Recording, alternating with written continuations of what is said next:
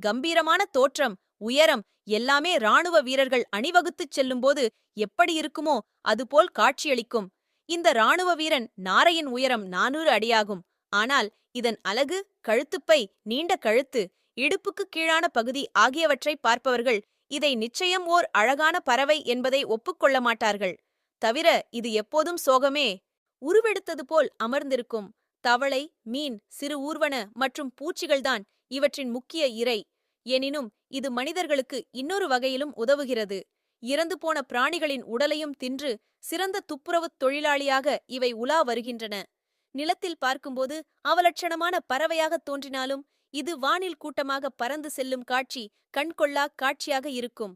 உலகம் முழுவதும் பல்வேறு வகையான நாரைகள் இருக்கின்றன. இராணுவ வீரன் நாரை, வண்ணம் பூசிய நாரை, திறந்த அலகு நாரை ஆகிய நாரைகள் பொதுவானவை. இந்த நாரைகள் நமது நாட்டிலும் அதிகம் காணப்படுகின்றன.